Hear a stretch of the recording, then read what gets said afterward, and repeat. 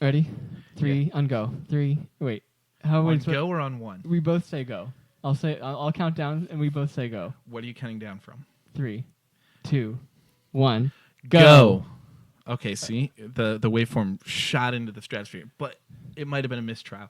Okay. Because we definitely yelled go. Okay. So the go was much louder. We than got any excited other thing. about the go. So this time I think the go should be exactly the same volume. Like go. Well, whatever volume you do the 3, 2, Go. 1. Okay. I'm gonna match whatever. Okay, you do the 3, 2, 1. 3, 2. Okay. Not right now. Not yet. Let me explain myself here, Okay. sir. So you're gonna do the 3, 2, 1, and I'll match whatever volume you're putting out from that, and you need to make sure you stay on the same volume too. Okay. So you count down this time. Even though you're gonna match. Okay. Ready? I'll count down this time. Throwing you a curveball. I'll count down this time. Okay. And I'll match your volume. You got to match my volume. Okay. All right, here we go. 3, 2, 1, go. Oh, I forgot to look. Okay, ready? Third time's a charm. Okay. Who's I'll doing count this down. time? Okay, you count down. 3, 2, 1. Go. Hi, I'm Benji, And I'm David. and we're best friends from college who enjoy hanging out and talking about stuff. So we're going to do that. And hopefully you enjoy listening to it. This is the SeeSee Podcast. You guys are dumb. So I'm not expecting that anybody is listening to this at all. This is just you and I hanging out and selfishly recording ourselves.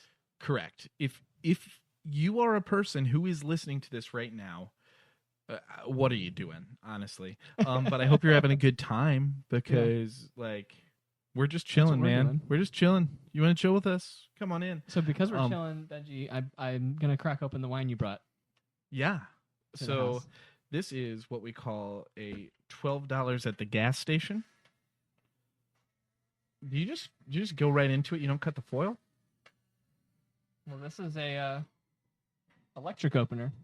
You don't have to cut the foil with an electric opener? You don't have to. We are living in the future, people. Yeah, check this out. And then you only have fragments of foil in your first 3 glasses of wine. $12 bottle, right? $12 from the gas station, finest. Yeah. Oof. But I had to get one that didn't look like a 12. Did I succeed at getting a $12 would've bottle of guessed- wine that you wouldn't be like, ooh, cheap wine? At least 13. Yes. See? And after tax it was probably pretty close to that. Yeah. But right. yeah, if I would have come in with a bottle of Barefoot or something like that, you'd have been like, cheap. We have a camera That's a rolling. good start, right? Yeah. Yeah. Some people are watching this. Weird. So we have topics in a hat today. That's how we're going to kickstart this. Is the topics in the hat are topics that we don't remember talking to each other about these things, with the exception of I do have one topic that I do remember talking about. Oh gosh, I didn't. But Oh snap! These are healthy pours of wine that we Yeah. got going on here. yeah, healthy in quotations. Healthy, very hearty pours. You got like way more than me, but I do? whatever. I'm just giving you a hard time, dude. So what do we have a name for this podcast? The Benji David SeeSee Podcast, or The Benji David SeeSee Podcast. Welcome to the Benji David SeeSee Podcast. episode 1. With a name that could definitely be changed by episode 2, but and for will now, most likely be changed. it might be changed before we are done with episode 1. But for the sake of having an intro, the Benji David SeeSee Podcast. yes, Now, because it's a must see. a testament to the humility of Mr. David over here. You put my name first. That was selfless of you, man. Well, I just figured alphabetical order, Yeah, that makes sense. Yeah. That makes sense. Plus, Benji, I think, is it's not, I think it's more unique than David and therefore more memorable. And it sounds like bungee, so it like springs us into springs us right into the show. I like it. So let's skydive right into these questions, maybe, or Sure. So yeah, you're right. or not questions, the topics. They're not questions. Some of them are.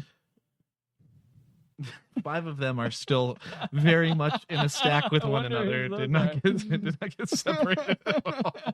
Okay, so yeah, we basically said we're going, rather than try to decide what we're going to talk about before we start recording, we'll just put 5 jumping off points into a hat. Yes. And So we have not had these conversations. We have not prepped for these conversations. We're just gonna go from the gut. Any opinions are just they're just opinions. Don't take them as around. What are you nomming on over there, dude? It's orange slices.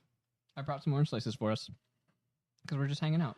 What's the Dimitri Martin joke? Oh, he goes. I think they named oranges. No, I think they named oranges before carrots. What are these called? Oranges. They're oranges. What about these? Long pointies. Yeah, long pointies. Dimitri Martin's great. He's so good. We both are. I think that's something that we have in common is that we both like really enjoy stand-up comedy, and so I know that I frequently will quote a stand-up comedy bit. And likewise, and I think that for the most part, we'll know the references. Yeah, we'll try to. Well, we should just try Amongst to each annotate whoever it is. Okay. All right. So since we're doing the first episode at my house, you're the guest. I poured the glass of wine. Why don't you take the first topic? All right. First topic. Here we go.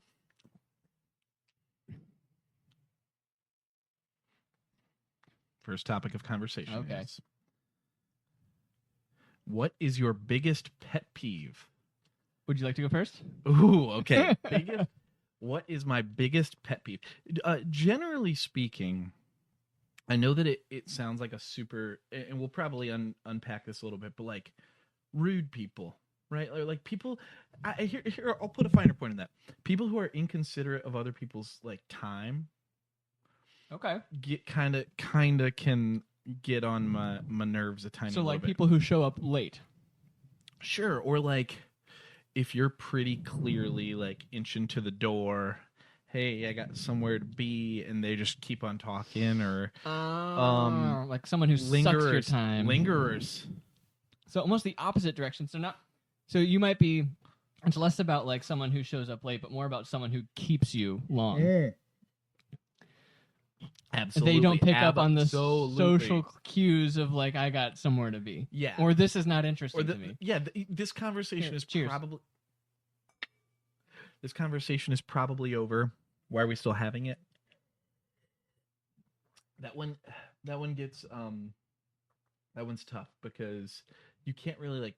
I'm a people pleaser. Very, you know that about me. Very much a people pleaser. So I'm not gonna like cut off a conversation with you if I feel like you're still enjoying what you're talking about, even though I've said, oh yeah, I was just on my way to blah blah blah, I've got to do, and then there's no. So part of your pet peeve gets fueled by a character trait of yours, which is even though I'm in the situation I hate being in, I'm gonna cater to this person because I'm a kind person.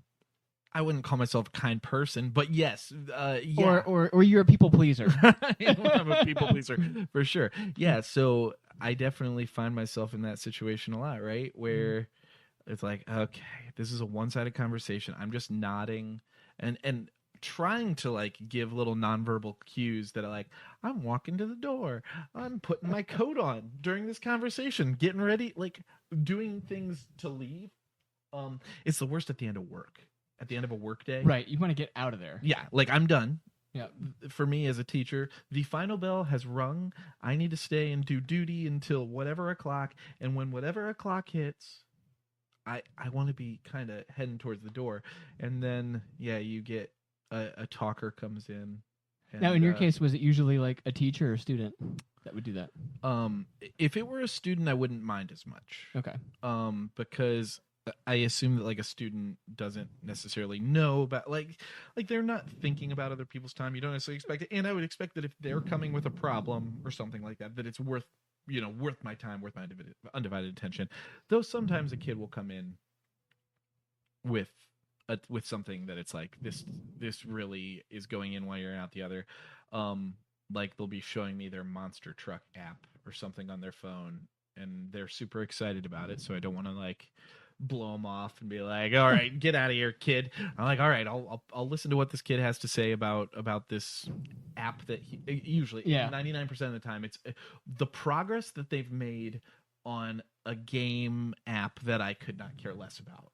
But they're super excited about it, right? Yeah. And so I'm gonna like try to match their energy, try to like not slam it in their face, which is what I would want somebody to do for me if I were super excited about something that they didn't care about, right? But sometimes they just go on, and they're showing me like every single thing about the game that I'm never ever going to play. And that in those situations, which probably seemed very autobiographical because they are, in a situation like that, a kid can do that. Gotcha. But But I would usually say it's a teacher. a teacher, or maybe like a custodian or something like that. I don't want to put too fine a point on it, Yeah. in case any like You don't former wanna put names on coworkers, it. in case any former coworkers are ever listening or whatever. But that I would say that's my biggest pet peeve. Benji's like, you know who you are. If you're listening, screw you. Well, let me ask you this: where does like, and I don't know if this was the case as a teacher in a school, but like being in a meeting that lasted longer than it needed to last, does that fall under that same pet peeve umbrella? Oh, by the way, can I see how you drank your glass of wine really quick? This is like asking somebody how to like show me how you tie your shoes. Is that the point? Is that what you're doing? No. Okay. Well, I think you grabbed it here, right? I don't know. Okay. There's evidence. I think when I cheers, you had it there. Lucia, so my wife's dad is a winemaker. And so my wife corrected me that there's a classy way or like an appropriate way to hold the glass, and you hold it by the stem, because when you cheers, or like, you know, you can kind of hold it a little bit at the base, but when you cheers, you get ideal. You get a ring. Resonance. Whereas if you hold it here, you don't. So it's when you do the cheers, it's classier to hold it by the stem, and then pinky out. Are you actually, is pinky out like an actual I don't know. That's not what, but pinky's out. Pinky's out. We've been talking away from the mics for it's like 2 minutes. Oh, hopefully, no. Yeah. Hopefully it picks up. This is why we do the first episode. This is the pilot episode. Mm-hmm. You don't have to do the pinky out. If there are sound issues, we apologize, and maybe in the future we'll have just like a microphone that's omnidirectional in the room, captures everything, to be like the third mic, and that that's can a be good on idea. Channel or something like that. But so anyways, I was asking about the meeting, if that falls under the same umbrella, like if a meeting that goes longer than it needs to. Not necessarily. I wouldn't say that's under the same umbrella. It is also annoying, and it is also a pet peeve. But I kind of think that that's not so much of picking up on the social cues of the situation, and more just a matter of like thinking that they need to do more in the agenda. Like thinking that's more of an underestimation of your employees, right? Is to think they can't figure this out on their own, or if I sent this out in an email, it wouldn't register with everybody. So for you, it's more about the personal disconnect of the moment. Yeah, or the me feeling trapped of it. Yeah, because I'm a claustrophobic dude. I don't know if you know that about me. I didn't know that about you. My mom, crazy claustrophobic. My mom is insanely claustrophobic. My mom loves roller coasters. She loves a roller coaster. She would ride every single roller coaster on the planet, but she won't because of the overhead harnesses being too confining for her. Whoa. So how does she know she loves roller coasters? Because I think that her claustrophobia, maybe, I don't know if it on set later in life or if it just got worse. And, you know, she's gotten a little bigger over time, so maybe things that didn't fit her as snug now fit her more snug. And feel more confining. That makes sense. But it's wild to me that I've talked to her. I've said, Mom, you want that there. You do you want the safety bar to not be confining you? It should be that's the whole point of it, is that it's supposed to confine you. Yeah. It keeps you from flying off the roller coaster. That's fine, right? Okay, I don't know. Should we pause it really quick to find out? There's nothing to pause. I'll just fill while you do your thing. So basically, my mom, if she's like on a long car ride and she thinks about the fact that she can't open the doors, it freaks out. Or if she were told that her door locked, like if she had a child safety lock on, like was in the back seat, she would freak out. She has to take like a Xanax before flying. So I'm really putting my mom's stuff out there right now, but I don't think she would hide this from anybody. I love your mom. So you have a small dose of that. Yeah, You inherited that. Yes, I would say my claustrophobia is if it's a spot that I feel as though I could become trapped or that I am trapped. So I don't necessarily worry about the confinement until I feel like, oh no, I won't be able to get out of this. Yeah. So every once in a while, if there's a situation that I know that's a possibility, I'll prove to myself. Like I've done mascot stuff before. Like I've been in a mascot suit more than once in my life. And like most of the time the helmet has some kind of a securing mechanism that goes under the chin. And when I was the mascot for basketball in high school, and I made my own rig that used a belt under the chin, and there were times when like I couldn't get the helmet off, right? And that would trigger like a panic attack, even though I'm in the same helmet that I've been breathing in for an hour. Suddenly I feel as though I can't get out of it, and that freaks me out. And you prove it to yourself by just getting out of it and Yeah, coming back into it. and as I said, so like a more recent example of doing that, I was a mascot, and it just had like a snap off, and so I'd put it in, snap it on, snap it off, make sure that I could, okay, if I needed to go breathe or get some water or whatever, I could get this helmet off in 2 seconds if I wanted to, right? And so I have to prove that to myself, and if I couldn't, that would freak me out a lot. I'm just going off right now. I'm sorry, That's but okay. But this all relates to your pet peeve of it's really partially the social cues, partially about feeling trapped. Yeah. I think that's a large element. That's the combination of creating a pet peeve of yours. And I believe that it starts off with me getting frustrated about the social cues, and then eventually it sets in that it's like I am socially trapped right now. And because you're a people pleaser, the only way to get out would be an uncomfortable, like, displeasing thing. And how do you say, like, oh my gosh, like, hey, I know you're I know that this conversation is going really well for you, but I need to leave. I want to go home. And it's like, that just seems so rude. That just seems so mean. I can't imagine saying that to a person. Okay, so my pet peeve. Yes, I'm sorry. Yeah, please tell me. And I have to say, I feel like I've mellowed out with it. It doesn't bother me as much as it used to, but it still bothers me. And I think it also depends on how it's presented. But I think the simple way of describing my pet peeve is when someone tells me incorrect, so this isn't the pet peeve yet, and then proceeds to correct me by restating what I already said. So I'll give you an example. Sure. When I was an intern at Hilton Head Health, where I work right now, I had a colleague that I was with who had a habit of doing this, and she would come. So I remember vividly. This is a core memory of mine. She came in and she looked exhausted. So I said, "You okay? You look tired today." She goes, "No, it's not that I'm tired. It's just that I'm fatigued." And so I was like, and okay, so I tend to like to give people the benefit of the doubt. So like, okay, so maybe she interpreted tired as sleepy, and she's not sleepy, she's just physically tired. You're right. Yeah. But was that a necessary correction? I'm not tired, I'm fatigued. Yeah, it's not that I'm tired, it's that I'm fatigued. And so things like that. And you and I both know someone from college who would tend to get, like argumentative and restate things, and so that kind of interaction really gets under my skin. And is it the fact? So in that situation, it sounds like the fact that somebody is like splitting hairs is that kind of what makes it irritating. Is that it's like, you know what I meant, and you tried to act cooler than me or like more intelligent than I am because you wanted to correct this. Just be pedantic and freaking pick at every little thing. Yes, and I think it all, like I said, all depends on how it's presented and what I think the intentions are. Like, because I think that some people value, and I would say that you and I sometimes fall into this camp, value like being specific and precise, and I think that that's great. But I interpreted that interaction as, I don't want you to be right under any circumstance. And so I'm going to tell you you're wrong and then state the same thing with new words. We're about to get a thud, by the way. And so for anybody chilling and viewing, and in case we get a visitor, which it's very possible, yes, that we will get some Moldovan visitors through here. David's wife, Lucia, just got back from the grocery store, and we are recording in his house. And in my wife's office. In his wife, Lucia's office. She loves it when she's referred to as David's wife, Lucia. Lucia is a person. Her first name is David's wife. Middle name, Lucia.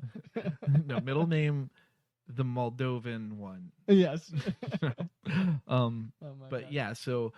In fact, I might just step out really quick and explain what we're doing. Okay. Just so that she's not confused. In the meantime, should I do? I'll do a little dance. Should I do an ad read? Yeah, there you go. This episode. What was this episode brought to you by, David? It was brought to you by Hello Baby. This episode is brought to you by Hello Baby. Do you have a child up in your room right now that's in a crib doing God knows what? Probably getting into your liquor cabinet. It's probably doing a Tommy Pickles, crawling over the top, doing God knows what kind of mischief, pulling a real Stewie Griffin. Well, if you have Hello Baby brand baby monitors, you know what your kid's up to. You can just look down. It's a crystal clear picture. I've been hearing this lullaby music that you've probably also been hearing for the past 45 minutes. So, in case you think that we just listen to happy lullabies in the background, it's because David's 1-year-old kid. We're watching her on Hello Baby, Yeah. and you can watch. You can watch David's kid on Hello Baby 2 if you get a Hello Baby baby monitor. Available where, David? Amazon. Available on Amazon. That's right. They did not pay us for this endorsement. Yeah, but they should. If they hear it, we are going to be their number one spokespeople for That's sure. right. Use promo code Benji David SeeSee Podcast. That's SeeSee Benji Benji David, exactly how you think it's spelled. SeeSee Podcast at checkout. What do they get? $1 off. And if it doesn't come through there, Actually, it's not $1. It's actually 100 cents. 100 cents, a whole 100-cent discount. And if you use that promo code and it doesn't go through, please comment, subscribe on a SeeSee podcast or YouTube video, and we will see to it that you are reimbursed in some kind of way. Cool. With love. On that note, my wife Lucia Yeah. is making us some tea and little pieces of cake. So if we've got water, wine, we'll have tea, cake, and orange slices. It's a really good hangout session, I I think. feel like we are in the Finer Things Club from The Office. Yeah. Which I watched that episode. I'm a fan of The Office, right? I've I know watched that the about whole you. series through a few times, and there are certain moments where Jim is just not a cool person. He's kind of, you mentioned that he's like a bully. Yeah. Yeah. And I know it's not necessarily his fault in this episode, but Andy really wants to be in the Finer Things Club, and I think that he would care about it, even though he does his things where he's not. Who do you think you most relate to in The Office? Which personality, which character do you think is most like you? Probably Oscar. Really? Just irritated by everybody around. It would be cocky to say Jim. I think I've got characteristics of a lot of them. Yeah. I have my Michael moments. I have my moments where I just get too excited about things and don't really think about what I'm doing and just kind of act. That's a major Michael characteristic. I also like to think that I'm socially aware, that's Jim's whole thing, is that he's the socially aware one in the room. But at the same time, I can also have that actually snarky kind of uninviting Oscar. Yeah. How about yourself? Well, I am a fan of The Office, but not to the degree that you are. So I think it would be difficult for me to remember the details. But I think that they're the elements of Jim that I most relate to is I do often feel like an observer of what's going on around. Yeah, me. absolutely. Noticing the character, the caricature traits of people around me, and I feel like that's Jim. And if there were a camera for you to look directly into, I would totally connect with the audience. Yes. Can you believe this? Yeah. Fair. So I think from that aspect, I think I'm most like Jim. I would agree with that. Yeah. Mixed with Creed. All right, next one. I'll draw the next one here. Before you do, Oh yeah, have you seen any of the Ick videos on videos? Any of the videos. It's like a viral. What was that, like a Delaware video accent or Maryland? Baltimore videos. Northeast something. I don't know. But have you seen the videos on TikTok or Instagram that are Icks? That's the new thing. What, like ew, gross, ick? Or what do So you mean an by ick is a deal breaker. It's like a red flag deal breaker for a girl that usually are kind of they're like allowed to be shallow kind of things. Okay. Like if he calls his mom too much, that's an ick, and I couldn't date him. If Okay. he sleeps with his socks on, that's an ick. Well, like what I mean, it could be anything. If you Yeah. watch some of these videos, there'll be like people who are too nice was one. Is an It's ick. like you can't blame. Like I mean, if that's how you feel, What do you think? then by all means. Do you think that you have a specific ick that, a common ick? And I only say this because you're single and ready to mingle right now. That is true. So if we put it out there proactively, I think being unhygienic is an ick. are you saying you're unhygienic? No, I think I like to put myself together. I'm saying if I were like going out with somebody Yeah. and Your ick yeah, that you would I'm sorry. What I meant, I finished that. I thought you were asking me if I had any. So an ick is something that you can't accept in I got somebody that you're going out with, or if somebody exhibited this on a first date or whatever, you would never be able to see them the same way again, in a romantic way. You'd be kind of done. Gotcha. And yeah, so you're asking me, what do I do that would Could be an ick. that would be a likely ick for others? That's how I meant to ask it. I apologize. That's okay. The question that you didn't ask, though, I would say, like, if somebody was clearly like unhygienic, doesn't brush their teeth, That would be a huge one. Yeah. which isn't super common, but I guess they shouldn't be super common. Yeah, Okay, yeah. but what do I do? But it's good that you have that standard. Yeah, I'm sure that the biggest ick about me is just that I'm a lot. What do you mean by a lot? Like, if it hasn't, I don't know how the talking time has been divided so far in what we've been doing here, but I know that I can monopolize conversations. I know that I have a real puppy dog energy that I bring into a room, and so I know that doesn't necessarily appeal to everyone in the world. Yeah, and so I could see that being an ick for a lot of people. That I think I have a pretty big personality that some people might not really appreciate. I think that's a fair statement, and I also love how this. I feel like this is like a job interview. Where like, my biggest weakness is that I'm super organized and sometimes get bothered when other people are organized. I just think that's the number one way that I annoy people. Yeah, no, I'm kidding. Yeah. Well, I got to bounce the question back to you. What were you going to say? I'm sorry. I was going to say I think that ick for some people could be a huge attraction for others. So I think that's a really, I think that's a really interesting one to bring. Okay, up. that's a good point. Yeah. Okay, so Yeah. eating my own boogers. Yeah. I think the fact that I openly just eat my own boogers in front of every time, regardless of social situation. Yeah, right. That might be actually a great way to end the conversation sooner. The ones you've been trying to get out of. You know what? That might be a good time to implement. That's how I wiggle free. Get a big old juicy one. Yeah. And chomp on it. Okay, so what do you do, Mr. David, that could be considered an ick? Oh gosh, let's see. What don't I do? I know what your ick would be. Oh yeah. Yeah, I know what say yours and then we'll say them for each other. Oh, okay. So we won't hurt each other's feelings, hopefully. oh gosh. Well, I know mine won't hurt your feelings. Okay.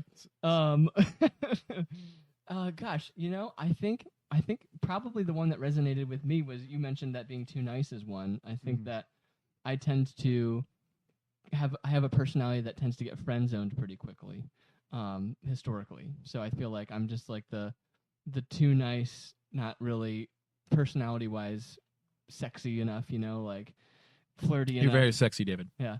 But I don't tend to be very flirty in my interactions with people. So I feel like that tends to, I don't know if this would be an ick, but it would kind of quickly rule me out.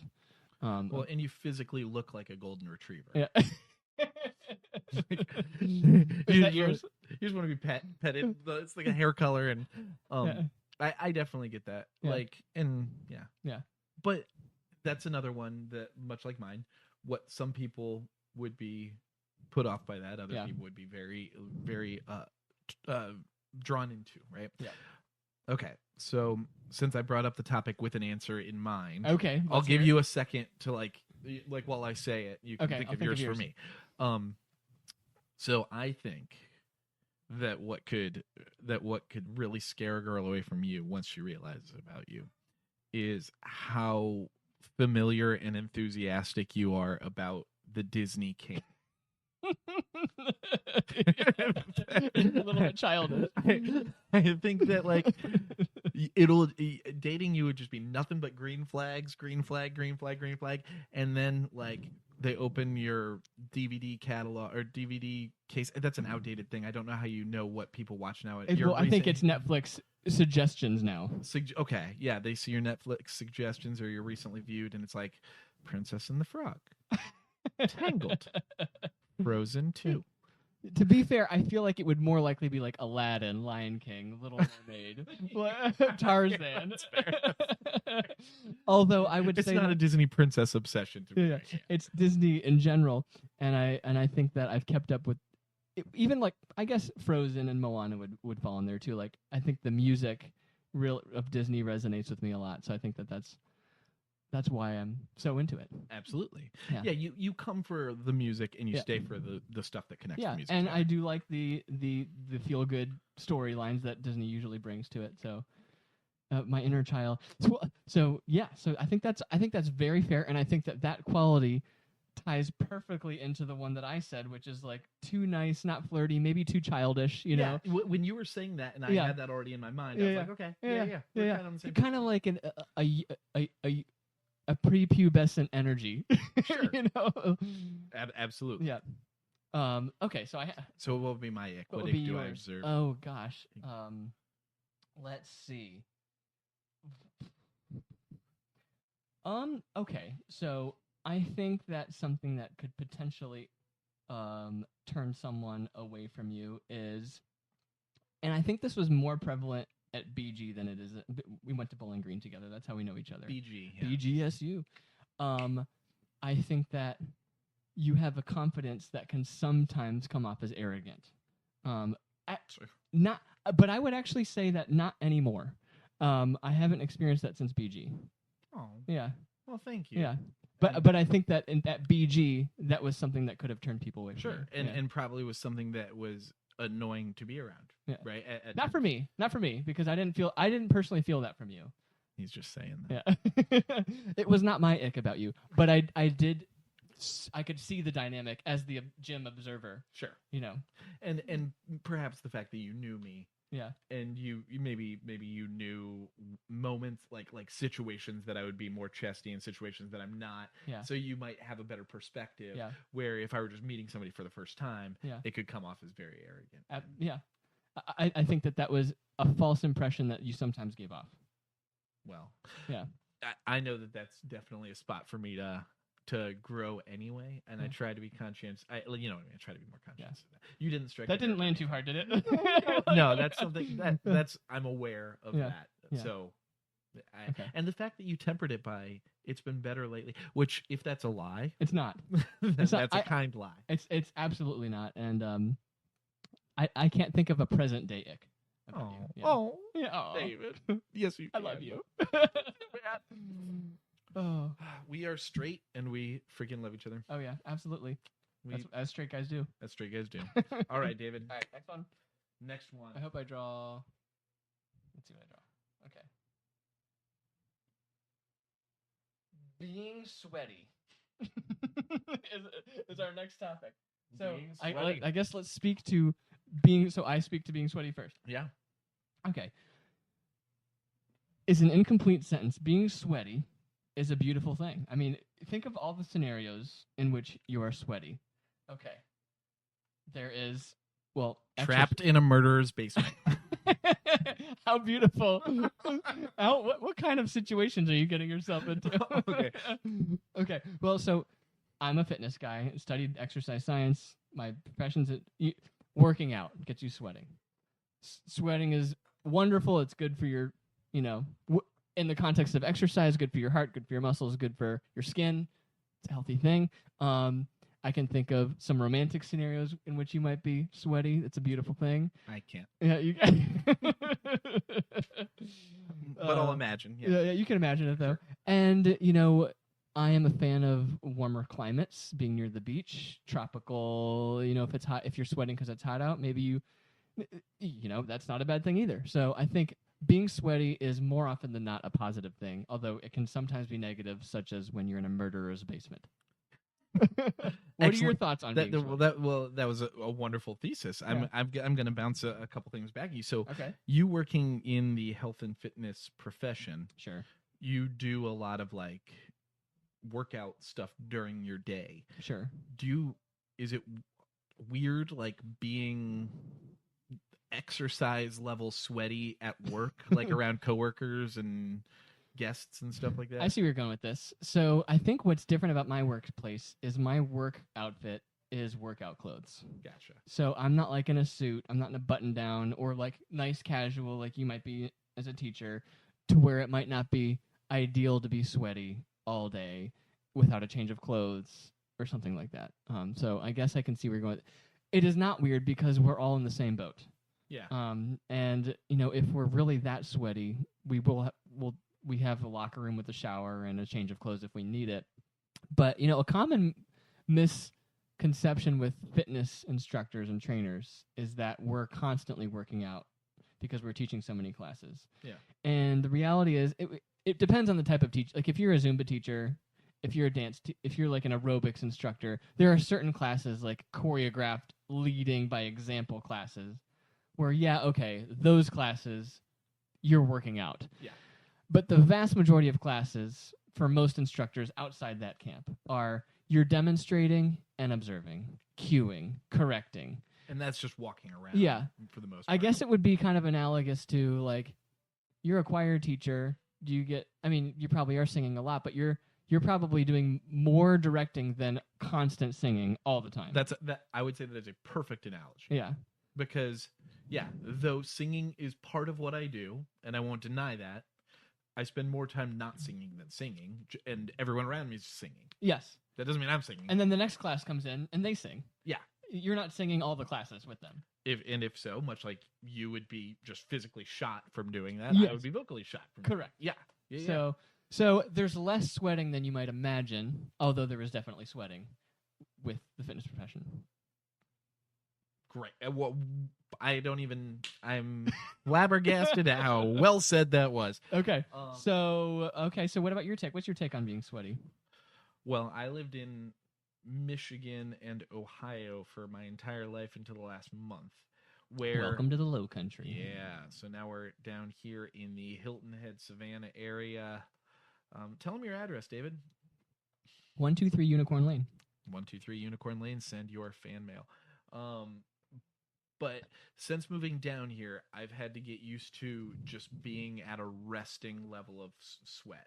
That just by existing outside, the humidity that you are sweaty, and that's not as much the case in the peak summer months in the Midwest. It gets that way, but like you're not always dealing with that, and so I feel like I'm always sweaty here. And if I go for a run or do some kind of a workout, especially outside, I'm just like sweating for an hour. It's just like you popped a water balloon, man, and I'm out of here. But I'm kind of getting used to it. I think that maybe when you're in a situation where you're not constantly drenched in sweat, it's more irritating to be sweaty. Now, I think I have hyperhidrosis in the armpits. Like, I wear a lot of black shirts. You probably can't tell right now, but I'm sweating like crazy. I mean, I can smell it. And I wear... I'm kidding. I believe you. I'm kidding. I'm sure I stank, but like I wear deodorant, and I'll get big old pit stains. Pit stains. And I judge myself. Do you think if you saw somebody walking by in a suit, like not a suit, but like in a dress shirt and tie, and they had like reasonably noticeable pit stains, would you draw any kind of a conclusion about them? Depends on the environment I see them in. I think would dictate the conclusion I come up with. Go on, sir. Okay, so if I see them walking outside on the sidewalk, I might think, oh, maybe they should have driven today. because it's very hot and humid outside. They probably are sweating from that. All those businessmen on the sidewalk. Yeah. So fair point. That probably isn't very often. I guess in like New York or whatever. That's New York sure. or But give me a scenario. Give me a scenario where I might see someone in that outfit. You work a desk job, right? In a cubicle. Air conditioned, climate controlled, and you walk past another person, you're leaving the water cooler, and this is just so generic, but yeah, you're leaving the water cooler, they're coming to the water cooler, and you see they've just got very noticeable big pit stains. Would you think anything of it? I would probably think that they sweat very easily, whether it's through a condition or they're out of shape, because standing up, walking around, whatever, if that's getting them to sweat, then I probably would. Yeah, I would probably. Would you ask them a follow-up question? I would. I probably wouldn't. I probably wouldn't engage with it. What's going on? What's going on? Unless I'm close. I think it depends on my relationship with them. I think if they were a close friend, I would probably. That's kind of like a hey, you got some in your teeth situation. Yeah. So if you I'm sure they notice their armpits though. I think I would do it more in like a teasing kind of way if it's a close friend. I would have, going back to teaching world. Yeah. There have been multiple occasions where a student will be like, "You're sweating a lot," but usually when that happens, it's a situation where it's like, "Yeah, I know." Like I was doing choreography, directing, you're moving a lot.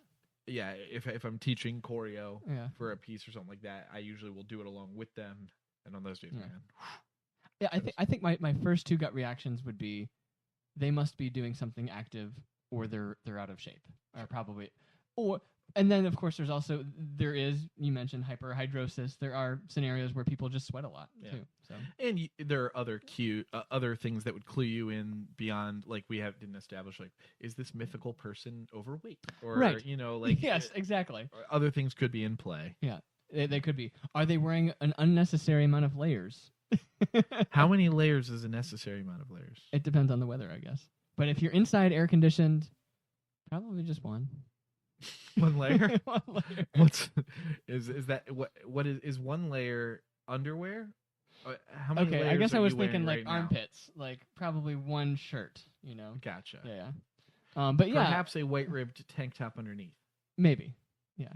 Did you hear that they I don't know where I heard this, and if it's just off like one meme or if this is actually a phenomenon, but that they're trying to rebrand those, instead of being wife beaters, which is not what I would call them, because of course I would not call them a husband wife slappers, that they're wife pleasers.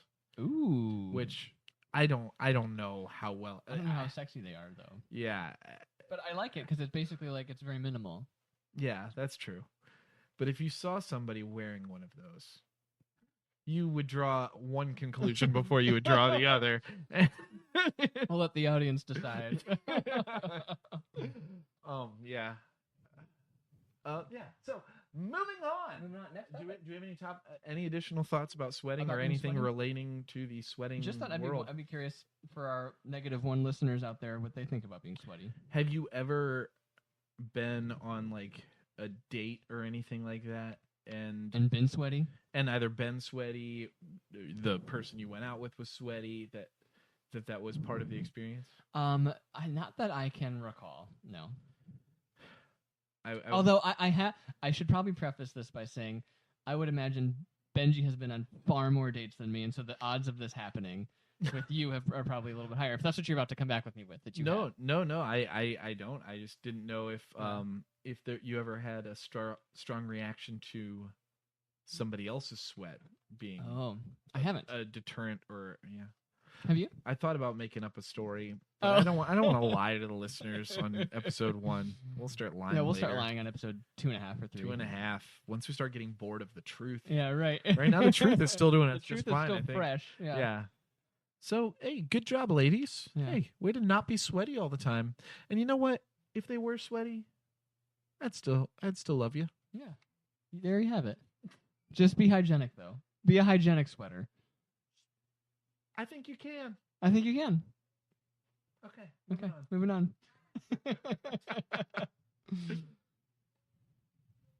Oh, okay. Okay.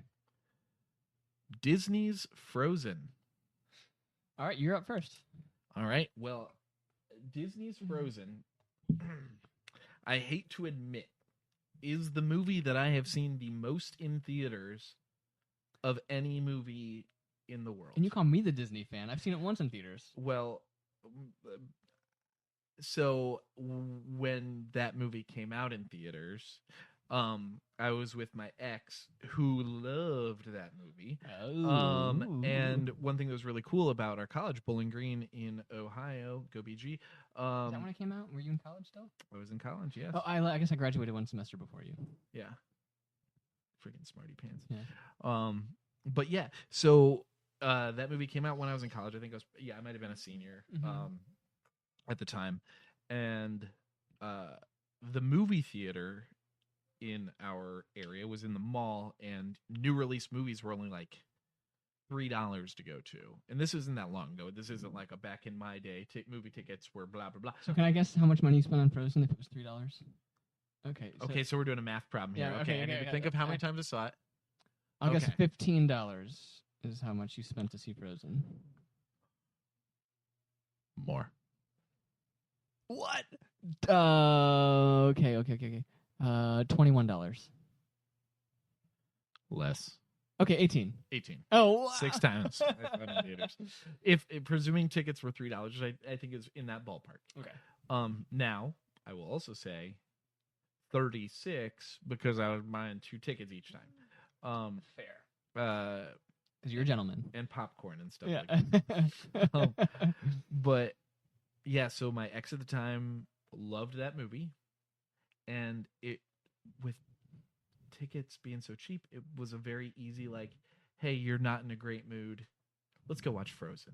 You know, like if you're not having a good day, it's an easy let's you know what, you're gonna be really She's happy. not having a good day. What she needed was to let it go. let it go. Let it go. I should have zagged. I should have like, love is an open door Yeah. in summer. Oh my gosh. So, Love is an Open Door. I remember you had recorded a duet of yourself singing that song. Yeah. And I had also recorded a duet of myself singing that song. And I remember you didn't know. I remembered you I don't remember if I told you, but I remember you showing it to me, and I was like, I can't. We do so many similar things. I can't believe we both thought to do that. We had the same instinct. Oh my gosh. We both were watching Frozen and thought, I should do both parts. I should do both parts. Now, so did you sing the I almost called her Fiona. Did you sing the Anna part like in falsetto? I think I did. Yeah. You gotta. I don't remember honestly, and I don't have the recording anymore, unfortunately, but I probably did. Do you still have yours? I'm sure it's around somewhere. We'll have to release it at some point. Yeah, that'll be fun. Yeah. I know that. So I had like a studio set up at one of my past jobs, and we would do like little recording projects for music appreciation class, and that was one of those. Hey, I'm sitting in the studio while they're all working. You know what? Let's record both sides of this. Oh my gosh. And yeah, I don't think I've heard yours, so I'm gonna. I know. Well, I'm gonna have to exchange recreate it because I don't think I have it anymore, unfortunately. Or we could just do it as a duet. We could just do it. We could do our own. That's what I'm saying. Is that what you're saying? I don't care which part you want. You can take first choice. We just right now? Is that what's happening? The table is open, so is that door. Oh wait, that's a song. That's a different one. Yeah. Bees will buzz, kids will blow dance. So you're singing all the other songs. You want to be a snowman? Reindeers are better than people. Ben, don't you think I'm right? So my experience with Frozen, it was actually my first date with Lucia, my wife. Oh. It was our very first date, and at the I think this goes to play into the ick I was explaining earlier. So at the end of the song, or at the end of the song, That's how I hold it, by the way. Oh, that's how you hold it. This is how you're supposed to hold it. Okay. Ready? Well, See, watch how mine's gonna ring, and yours doesn't. Well, So. but I'm more comfortable, and I don't feel like I'm going to break your glass. Some of us have class. And some of us have a glass. That was not deserving of a wrench. So, okay. So Your I first think date. My first date, and again, I think this kind of relates to the ick we were talking about earlier. And I'm grateful that she stayed with me. So at the end of the movie, I leaned over very romantically, No. and she was leaning towards me, and I looked at her and I said, "Who was your favorite character?" And That's hot. with disappointment, and thinking she was gonna get a kiss, she got a question: "Who was your favorite character?" She was like, "I don't know. I don't even remember what she said, but I could tell that she was like forcing an answer." And then she asked me, and I was like, "I think the snowman was my favorite character." And then we left the movie theater. So to this day, she still makes fun of me that I missed an opportunity to have a kiss on our first date because I asked who her favorite character was. Do you regret it? No, because we ended up You- staying together. So every time she teases me about this stuff, I inevitably have to come back with, "Well, I guess it worked." Yep. Everything that Everything you leading did up- led yeah. you to this point. Exactly. Every time she would knock me, like, "You waited 3 months. So you waited too long to ask me to be your girlfriend. You waited for," and I'm like, "Well, we're married with a kid now, so it must have worked." Yeah. If you had done what she wishes you had done, Who maybe knows? it would have eventually resulted in pushing her away in some other kind of way. Maybe she takes you more Maybe. for granted. Maybe the fact that you didn't end up kissing her on the first date Made me interesting to her. Maybe. yeah. That if you had kissed her on the first date, you might have just been like every other guy who's trying to kiss her on Exactly. the first date. I may have been just You- like another date and on to the next guy. I mean, Exactly. Who knows? You know what? You make yourself memorable, Yes. and you have a child.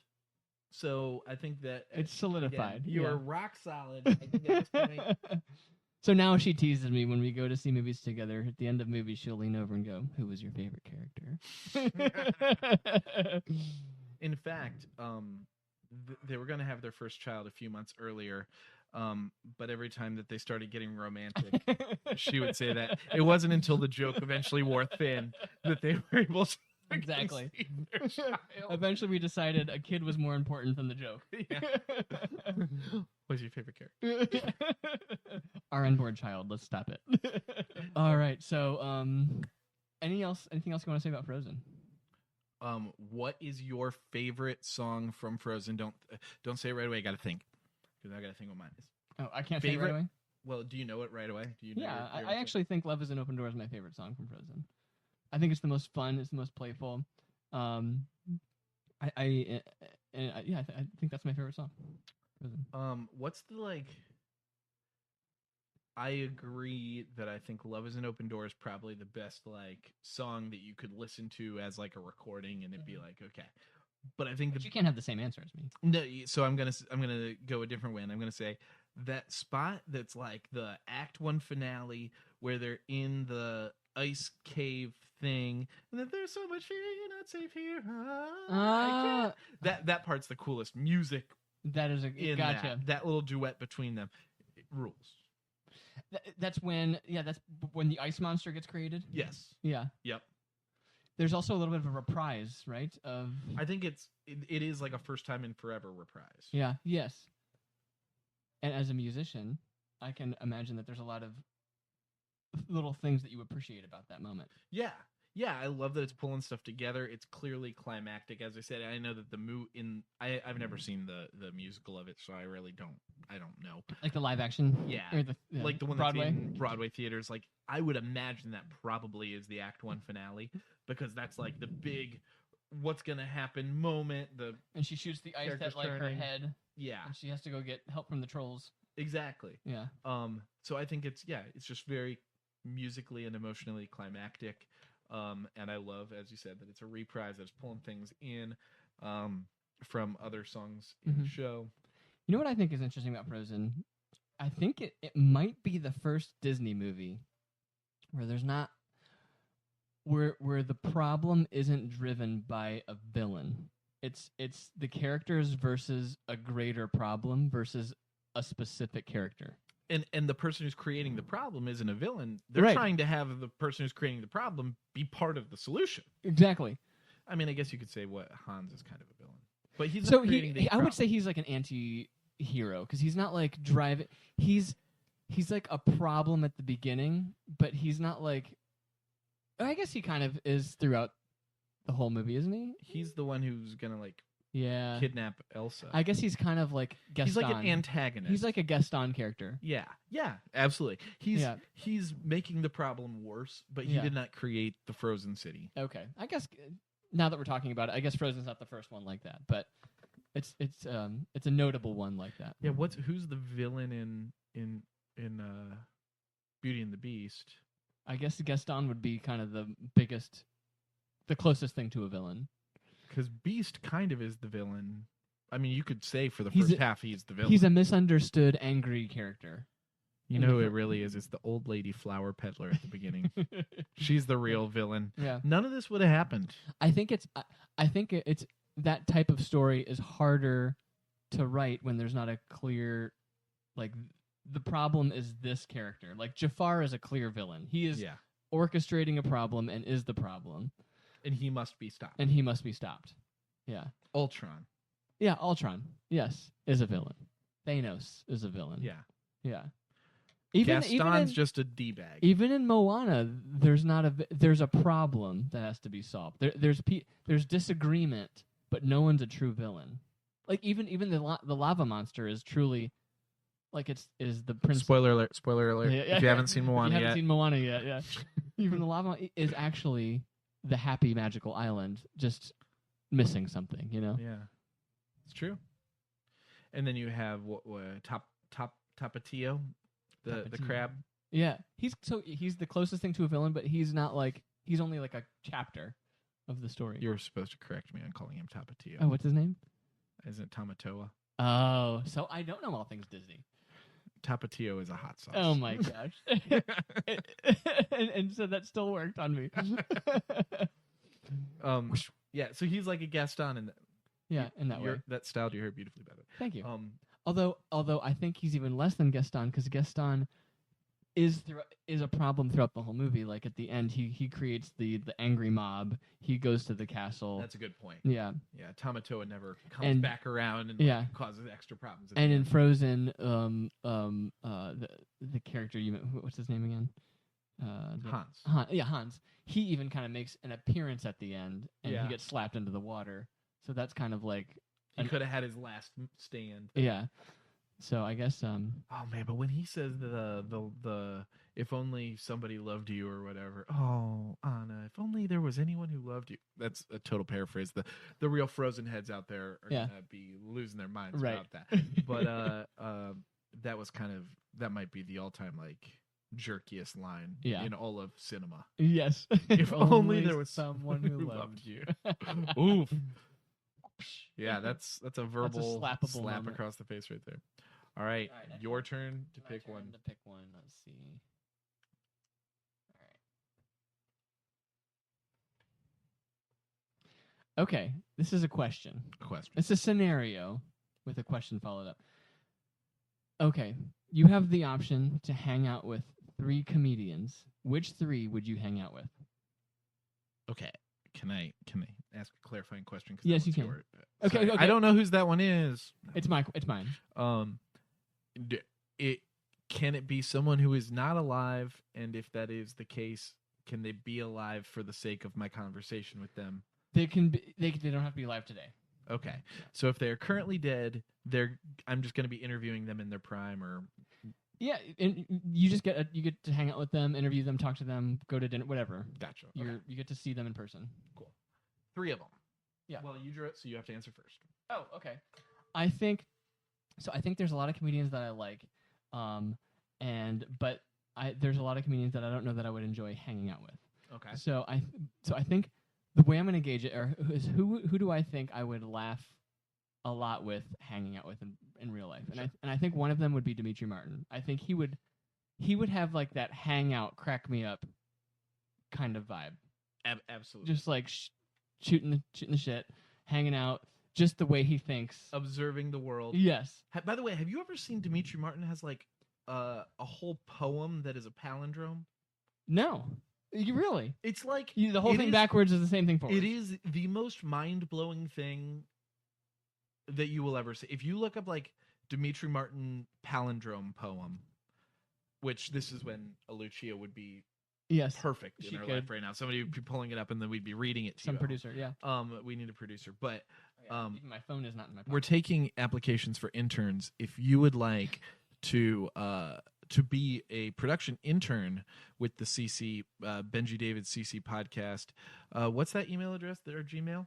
Oh, it's Is it BDCC, and so the letter B, the letter D, and then SEE @gmail.com. at gmail.com. That is our honest to God email address. It is real. So even if you don't want to be our intern and you just want to shoot us an email, I'm very susceptible to scams. So fire away. If you're a Nigerian prince out there, You fell for that one a lot. I have at least thrice. Yeah. But he has a whole poem that's a palindrome. It's insane. It is mind blowing. Like his Wow. brain works in a different kind of way. Another level. Whole other level. Okay, so Dimitri Martin would be one. I think another person who I would laugh a lot with, just in a hangout scenario, would be Brian Regan. Okay. I just think that his voices, his like self-deprecating duh Yeah. kind of stuff, tickles my funny bone a lot.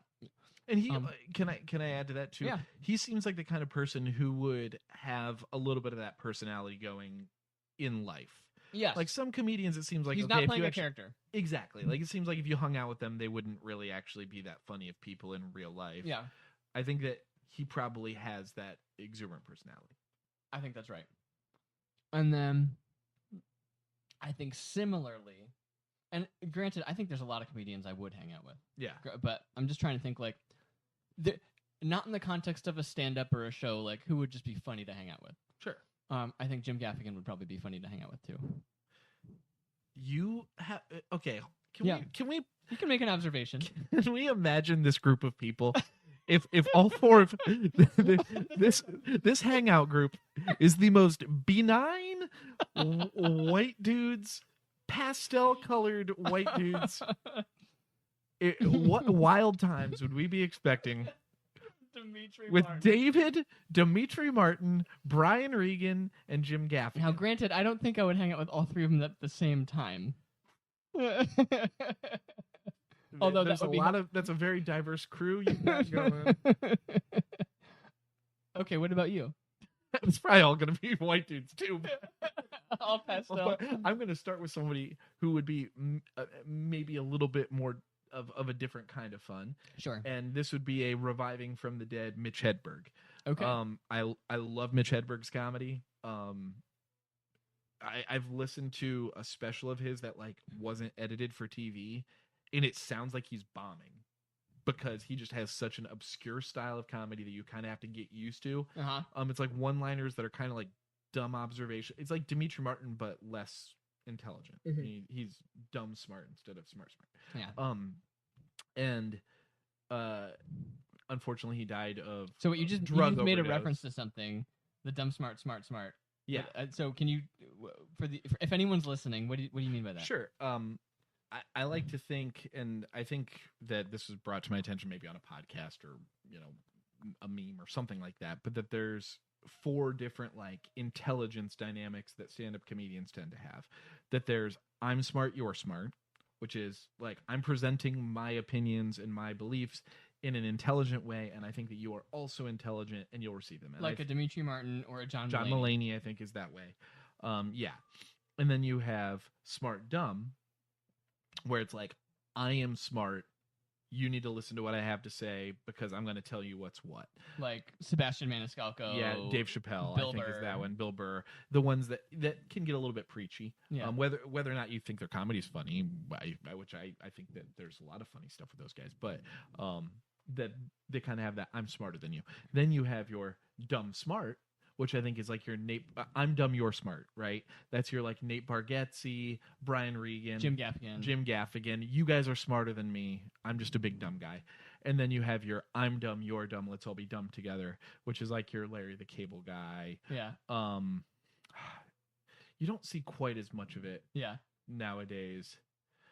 I think even maybe like Amy Schumer tries to do that a Mhm. little bit, where she's like, I'm just this big dumb We're all skanky dumb, lady, yeah. and aren't we all crazy here, gals? Like, Yeah. and and there are plenty of examples of that just aren't necessarily registering to me right away. But yeah, I think that Mitch Hedberg plays a little bit lower Like, I'm dumb, brow. you're smart. Yeah. Like, hey, check out these dumb observations I have about the world. And eventually you kind of have to get used to, like, okay, I need my brain to match his brain, and it's going to be hilarious. Yeah. Unfortunately, he died of drug usage, which sucks, and I wouldn't do drugs with him. But I would definitely hang out with him, and I think that he would probably be a fun time. Yeah. So that would... You might enjoy a glass of wine with him. Absolutely. So that would certainly be number one. Number two would probably be... I'm going to go with Mark Norman right now. Okay. Yeah, he would be fun to hang out with. And I know we're still staying pasty white here. But yeah, Mark Norman. I like Mark Norman. Pretty good. That was a pretty good impression. Thank you. Yeah. Just grunting noises. I don't want to say the word. Never mind. Anyway, he does kind of like a why does he talk like this? But yeah, I think that I just like he kind of does the dumb smart. He kind of does like I'm just a dumb guy, whatever. And everybody, you guys are smarter than me. This is just the way I think because I'm dumb. And I think that plays very well. I think he does well. And he touches on some content that's like, this could be a little bit dicey. This could be a little bit like maybe a little bit politically incorrect, a little bit controversial, but it doesn't read as offensive when you listen to it because it goes so quick and it's so like well spread out, and it doesn't seem like I'm preaching at you about this. It's just like, hey, this is what I see. Why is this the way? And yeah, so I think that he'd be interesting. And then hanging out, I think I got to do like a legend. I'm going to do another died of drugs guy. We'll do a Chris Farley hang. Oh. I think a Chris Farley hang would be pretty cool. Okay, I got to say something about Chris Farley. So I work at my full-time job. I work at a place called Hilton Head Health. Yeah. Before he was a cast member on Saturday Night Live, he was a guest. Obviously, I wasn't working there at the time. He was a guest at Hilton Head Health, but one of my mentors, Bob Wright, met Chris Farley as a guest at Hilton Head Health. So Hilton Head Health is like a weight loss retreat. It's a place people go to, eat healthy, exercise, and learn how to change their behavior.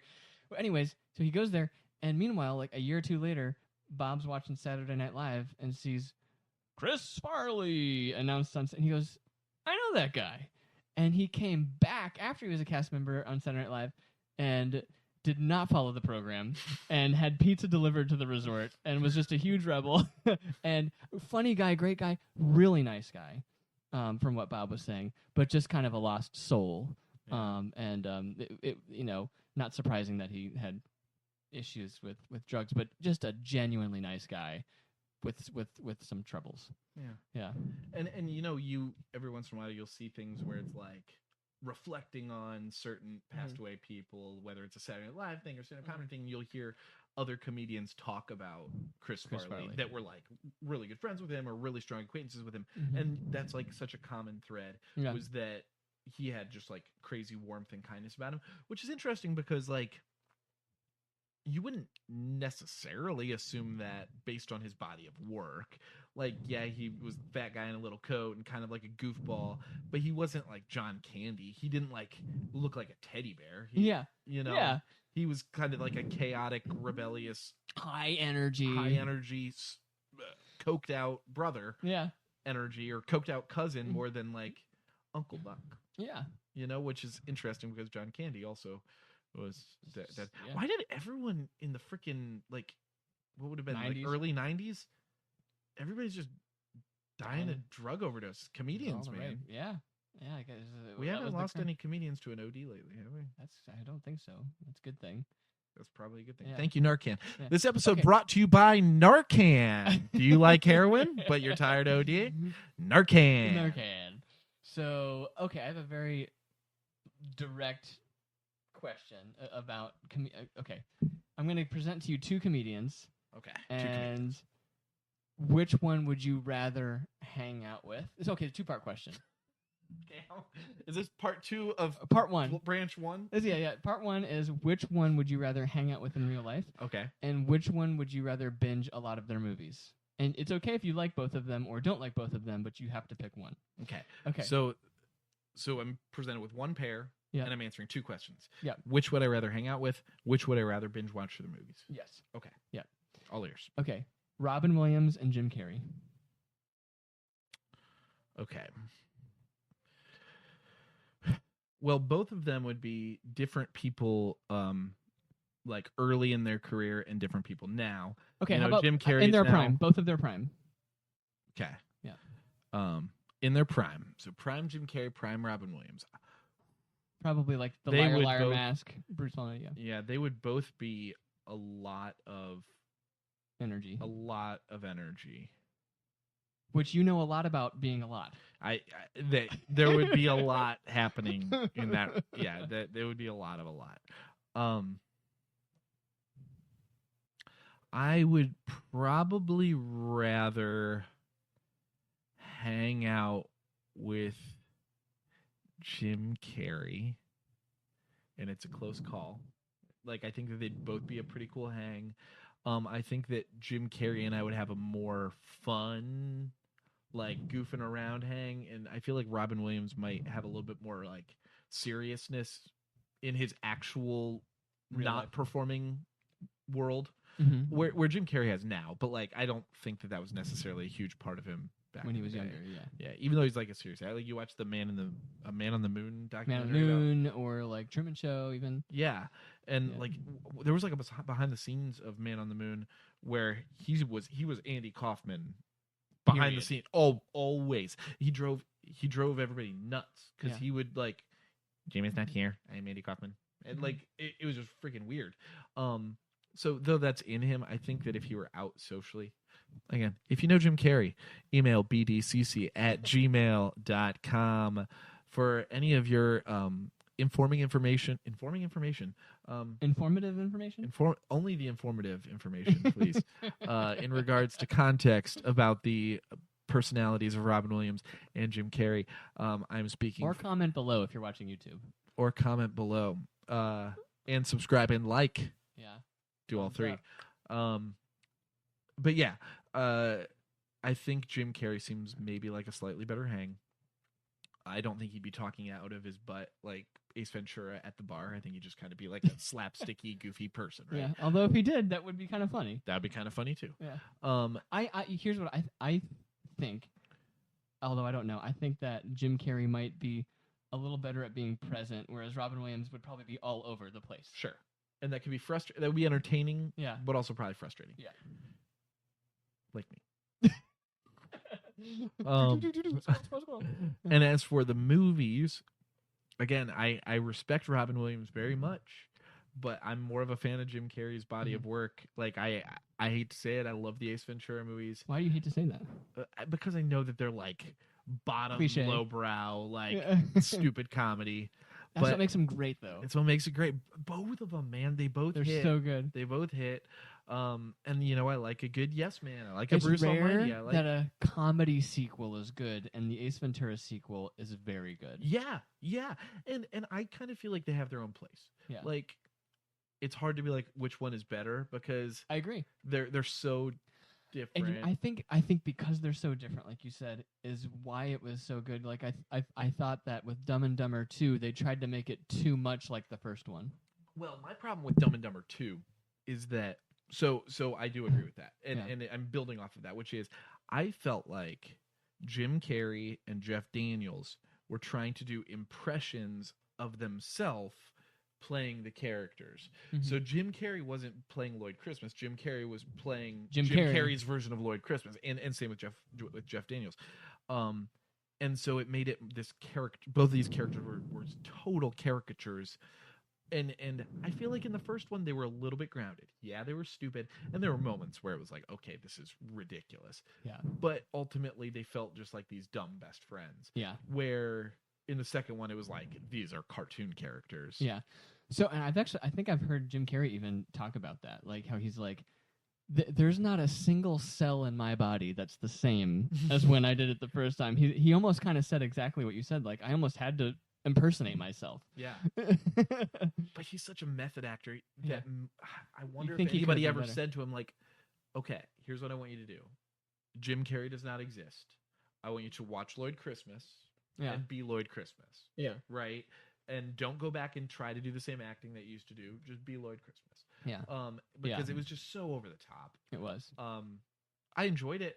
Yeah. Like it was a fun watch. What it was. I didn't regret having watched it. Like and some sequels can be. And I am not of the camp where I know that some people feel like if there's a bad sequel, it dampers the whole thing. I am not of the camp where the first one is no less of a good movie because the second one was worse. Yeah. Anchorman 2 was hot garbage. Yeah. And I've only watched it once and I have no interest in watching it again. And like, I know there's a lot, like Star Wars is another example where there's a lot of controversy, the prequels, the sequels, whatever. Whether you like them or not, it will, if you're a fan of the originals, no matter how good or bad the other trilogies are, it will never take away how amazing the originals are. You know, like you can still love the original. So I feel like, I think some people put too much emphasis on you're ruining the legacy of what that's my opinion anyway. And the legacy should be what it is. You could watch if you don't want the memory of those movies to be tarnished. Well, the good thing is they're not people. Yeah, you can watch those movies. Yeah, like nothing has to be tarnished. You can watch exactly what it was. Go back and exactly. So, well, anything else about the comedians that you'd add? Well, did you answer what your answers would be for Jim Carrey and Robin Williams? Who would be the better hang? Question directed at me. Yeah. I think I would agree. With that. I think. So here, just to add something that we haven't said. So I think I would hang out with Jim Carrey and binge his movies. I think that if you remove comedy from it, I prefer Robin Williams' serious movies. Sure. Absolutely. I think he's a better drama actor than Jim Carrey is. I think Jim Carrey is he has fewer good drama movies than Robin Williams does. Well, and I don't think Robin Williams had that many misses, which like The Majestic was butt. Yeah. And even though like Eternal Sunshine of the Spotless Mind is good, and I never saw that 23 movie. Did you ever see that? Is that what it's called? The number 23? Yeah, with Jim Carrey. 23. 23. I never saw it though. Where he sees 23. I think The Truman Show is probably his best serious movie. Jim Carrey. Yeah, and that's almost like. I wonder if like IMDb would say that's like drama comedy. Yeah.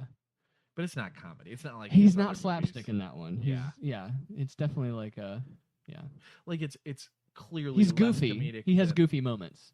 Yeah, like, that's true. Good afternoon, good morning, or whatever. Good evening and good night. Yeah. And like Yes Man, obvious comedy. Bruce Almighty is obvious comedy. Yeah, you're right. You're right. Did you ever see The Cable Guy? I did. I like that one's like a cult classic. That one's weird, but yeah, it is weird, but it's a good weird. I love the scene when they're at medieval times and he's like super into it. Okay. Is it time for another question? I think it's your turn for a question. All right, here we go. While you're done, That's a great question. What are we at? Hour 20. Hour 20. Let's do 2 more questions. Yeah. See where that takes us. All right. There's a lot of words here. I think we know who wrote that one. This is also the easiest question in the world. Okay. You can only play one of these games for the rest of your life. Which do you choose and why? The options are Mario or Sonic. That's the easiest question ever. Why is that? It's like easy? being like, you can only eat one food for the rest of your life. Filet mignon or broccoli. Is that how it's like? That is exactly what I'm it's going like. to predict that you're going to say Mario is filet mignon. Yes. Why is the contrast that big? Because every Mario game is kind of different.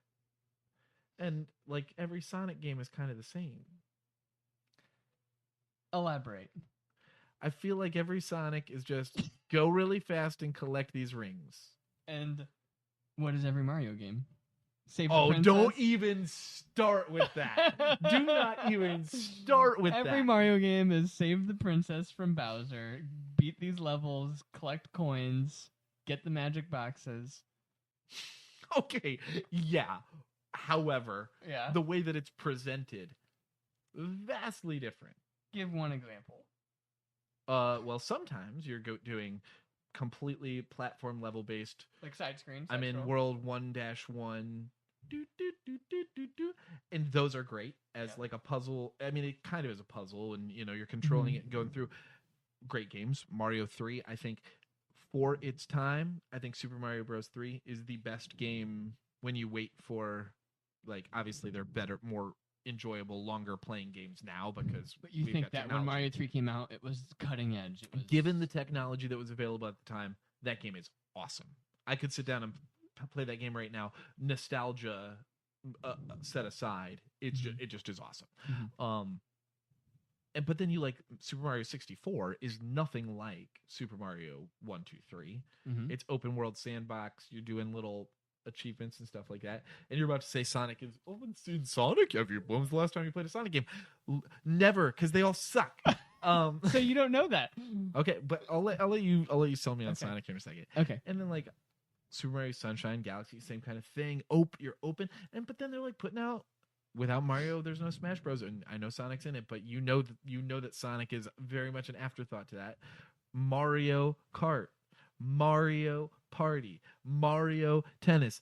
What Sonic got? Mario and Sonic at the London Olympic Games is the best you can do. And Mario's there too. Yeah. With putting three black lines from the back of his hand across Sonic's face. Yeah. I mean, this is the easiest question of ever. Well, so I think you've clearly not played some of the Sonic games. Sure. Tell me why Sonic's better. So Mario 1 through 3 is very similar to Sonic 1 through 3. Like, if you need a bathroom break right now, would be a wonderful time. This is Sonic is not worth the listen. So right. So you've got Mario 1, 2, 3. They're all side scrolling, but there's some things about it that make it new and different than they build on each other. And then there's Mario 64, which is completely different.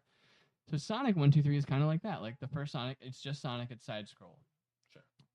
The second one introduces Tails, so now there's multiple characters. The side scroll, right? So you can play two characters in the same time, right? Okay, so that's basically your Luigi. Like your analog. Luigi, Sure. yeah.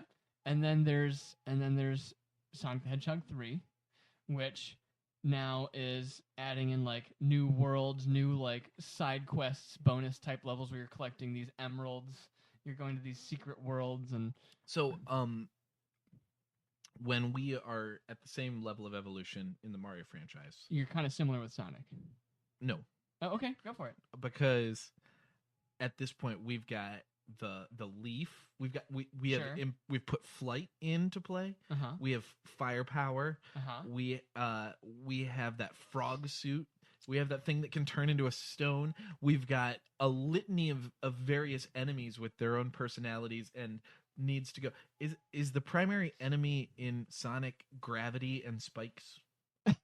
It's one of them. It's one of them. But there are also a lot of robot characters made by Dr. Robotnik, similar to the Goombas, the Koopas. You've got a lot of different villain characters that can kill you. But don't you just like zoom through them? But I mean, I could say the same thing of Mario. Aren't there just like a bunch of fireballs spinning around and a bunch of like thumps stomping down that can kill you?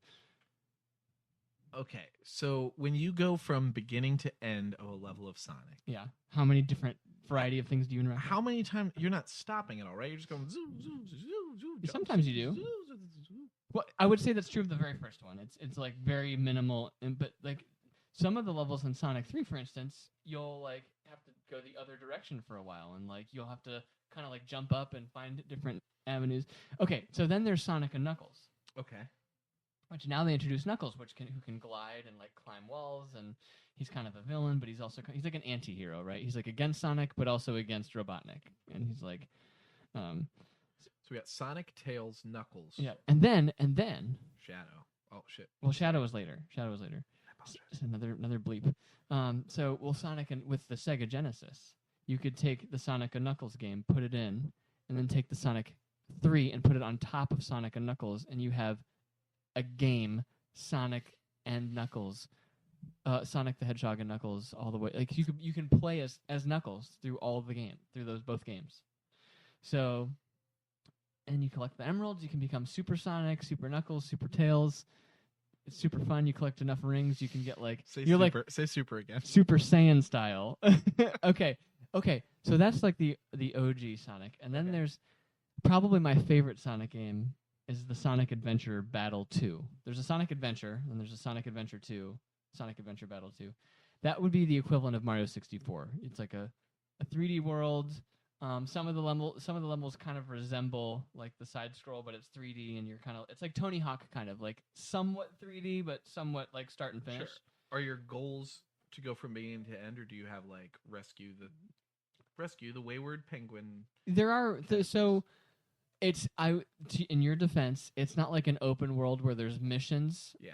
It is still a start to finish. However, there are side quests within levels. There would be reason to go back and repeat levels and like collect things and get things. But it is still like the essence of Sonic is get to the end of the level. Having said all of that, I would agree that I would only play Mario for this. I can't say. Would you also agree that that's the easiest question in the world? I would say, but I don't think you gave Sonic enough credit in that. Okay. And that there are some Sonic games with variety, and that they are very fun, and that the best 3D Sonic, I think, is Sonic Adventure 2, because there's a really great story and all that stuff. But yeah, I'm totally picking Mario. Also, I never had a Sega. Yeah. And so that could have some impact on that I was raised on Mario games, and I was not raised on Sonic games. I played it at a friend's house, was never particularly good at them. So once they kind of became available on GameCube or available on whatever, I wasn't like, I need to get the newest Sonic game. Yeah. So you're right. And I would, this has nothing to do with which game you'd rather play. I think the Sonic TV shows have historically been better than the Mario shows, like the cartoon Mario. Like you probably can't even remember a cartoon Mario show. I can't remember a cartoon Sonic show. show either, Okay. Well, I can, and they're much more fun to watch. Okay. Yeah. Sure. The characters have a little bit better personality. They're a little more spunky. It's more of a exactly. It's more playful, more fun. Yeah. Yeah. I get that. That's fair. Did you see the Mario movie? I did. I loved it. Yeah, it was pretty It was good. super fun. I watched it like kind of recently, and I liked the approach that they took. They're just kind of down on their luck plumbers in Brooklyn. I'm glad that they established that they were Brooklyn, but sometimes speak with Italian accents. Yes, for their commercials. For their commercials to kind of bridge the gap of like, okay, this is why you know them to have these accents, but they don't actually. Mm-hmm. Yeah, I thought it was really fun. A lot of fans. I can understand why the critics didn't love it, because if you didn't know everything there is to know about Mario, if like you didn't have it's a lot of Easter egg requirements. Absolutely. I would say like probably 80% of the things that you would chuckle at in the movie are things that you would only really get if you play the game. If you played the games. Yeah. And you knew the characters. There's a lot of Easter eggs in it. Yeah. And just to plug, Benji wrote a song in response to the Peaches song, Jack Black's Peaches song, called Bowser Bowser. You got to check it out if you haven't yet. I'm in address. So if you go to our channel, would it be down there? If you go to our channel, click it, BDCC, and then it'll be up there. Bowser. Yeah. And it's Peach's response to Bowser. So and you can see we have a couple other videos up there that are silly fun stuff. Yeah. Okay. Okay. Last question of the day. The first pilot podcast episode. Here we go. Okay. Let's see. You can. I haven't been keeping track of who's eating more. I haven't either. Okay. Our last talking point for today is going to the mall. So going to the mall, I grew up in Aurora, Illinois. We had the Fox Valley Mall, which is sometimes called the Westfield Mall. And I actually worked at a Panera Bread. My first job was working. You worked at the mall? I worked in the mall. Panera Bread at the mall. And so I have a vivid... Well, I have a memory of a client that we had, or a customer that we had, who was a security guard of the mall. And she was a female security guard, very intense, very intimidating. And I, to this day, don't know if the name on her name tag was a birth-given name or... Like a nickname? Or like a name that she... Her name on her name tag... Dirty Debbie. It was very fitting because I felt like it captured the essence of her energy. Her name was Molitor.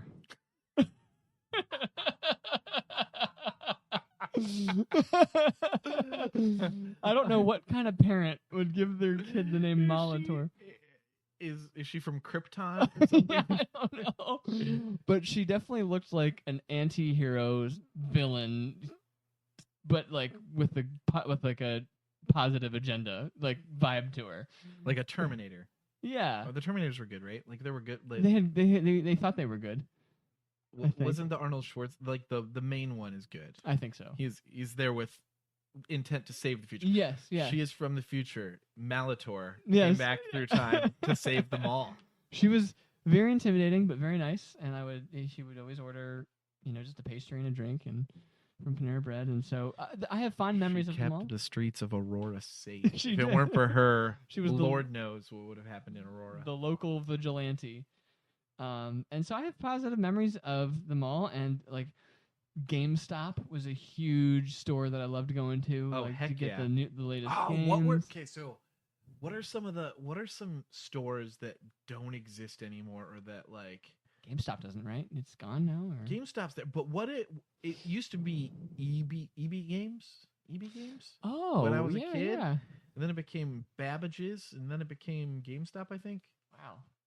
I don't remember that. But now I went into a GameStop. They're hanging just recently, actually. They're hanging on by their very claws right now. I think that their whole business model right now is Didn't please Reddit buy save them or something? Oh, from the stock thing? Yeah. Like when there was like the Dogecoin and the people Yeah. pumped GameStop stock. Isn't that why they're still around? or something? GameStop stock. Yeah, Say that five GameStop times stock. fast. GameStop stock. GameStop stock. You got Okay, two. your turn. GameStop stock got 0. GameStop stock. That's a tough one. Try it at home. Okay. Comment how many times you That is so- succeeded at doing. Can you do toy boat 5 times fast? Toy boat, toy boat, toy boat, toy boat, toy boat. That was 4 times. No, it wasn't. Okay, right. Okay, I'll do it again. Toy boat, toy boat, toy boat, toy boat, toy boat. Wow. You know what I have to think of? I have to think of a toy boat. I wonder if I think of a game. That was the most ridiculous thing. You're never going to believe what I think of. You know what I have to think of when I say the word I'm saying? Is the word I'm saying. I have to actually picture a toy boat. Oh, is what really? I'm saying. It helps. You I visualize visualize a real toy. toy boat. I don't- So now I'm going to think about a GameStop stock. Okay, think of a GameStop. And I'm going to see if I can say GameStop stock 5 times now. Okay. Because I'm picturing a ticker GME, I think. Okay. All right, here we go. GameStop stock. GameStop stock. GameStop stock. GameStop stock. GameStop stock. Dang, God, that was a lot closer. That was close. That was pretty close. Picture it. GameStop stock. GameStop stock. Okay. I was convinced. Though. Okay. GameStop stock. GameStop stock. GameStop stock. GameStop stock. GameStop stock. That's You know hard. what? You nailed it. Oh, did I? Okay. I just nailed made it, a weird dude. face along the way. Okay. What were we talking about? Oh, Games that were there. games that were there. Yeah, sorry. I went into GameStop just the other day, and I don't know if anybody's actually buying games there anymore because it's cheaper to buy them online. Of course it is. Everything, like if you go, I mean, to- even with a Best Buy, I go to Best Buy, I look around, and then I buy it on Amazon. yeah, and it's like you hardly get anything back from the hard copies of games, and like to the point that it's not even worth trading them in because like having it for replay value if you even bought the hard copy of it. Right. But it's so easy to just keep your catalog online and you don't even have to keep the discs. Even if you have to offload them for space, you can just re-download them. It's not that big of a pain in the butt. It's really going to kill GameStop. And so right now they're really pushing collectibles. I would say collectibles are way more prioritized in the planning of a store than video games themselves. I think that's fair. Yeah. It's a good place to give a gift card or to like give a gift card for a birthday maybe because you might not know how to give like a Nintendo eShop or PlayStation Store gift card, and if you know your grandkid likes video games or something like that, then I could see that being a good choice. Yeah. I feel like we should do one more, even though we said that was the last one. Well, I didn't even talk about malls. Oh yeah, okay, yeah. Go about malls. We were in the middle of a thought. Other stores that don't exist anymore. Oh, that's right. We were talking about other stores that don't exist anymore. David, just trying to go to bed. Wait, you're going to do another. Yeah, I'm not trying to go to bed. I was trying to keep the conversation going. Okay, so another one that I remember, and this is probably indicative of the fact that my mall going was in my youth, but KB Toys was like, they always had a toy store. I forgot about KB Toys. It's a bummer. Do kids have like a toy store where you can go play with the Is Toys R Us still a thing anymore? Toys R Us is out of business. Really? And I think just like Walmart and you can't like play with the toys TJ in Maxx. Walmart. Yeah. No, you can't. Yeah. You can ride the bike around, like you can ride the bikes around if you're a teenager and want to cause everything is mischief. just on Amazon now and stuff like that. Mischief's in my mouth. Maybe Amazon. Hey, Jeff Bezos, if you're listening, steal this idea. It's a good one. That they should have an Amazon like toy store that doesn't even have the stuff in this, or it doesn't have the actual products for sale in the store. It's literally just your kid can go and play with the toys. It could almost be like a daycare kind of place. It could almost be a daycare. They're monetizing. Yeah, they could monetize it as a daycare. Yeah. And they have all of the toys that they want to push for the holiday season. Yeah. Or, it could be a thing that they do before Christmas. They could set up a station in a mall, an Amazon Play Village, where they have some of the new toys in there. And then you can have like a catalog that you take home that's got the toys that are in there. Yeah. So then the parent can be like, all right, you played with those toys. Which ones do you like? Because it's a bummer. Like, I remember Toys R Us always had like the Nerf guns out. That was and, fun. The video games, you crane your neck and play like the newest Nintendo 64. Were you a game. water gun guy as a kid? Like the Blast 1000, the 500, that kind of stuff? Super Soakers? Super Soakers, yes. Love to get Super Soaker in the summertime. I remember water balloons or squirt guns? Don't think, just answer. Squirt guns. Squirt guns. I would say water balloons. Really? But squirt guns. You're a grenade guy. Yeah. Yeah. You know what the secret is to water balloons? No. You.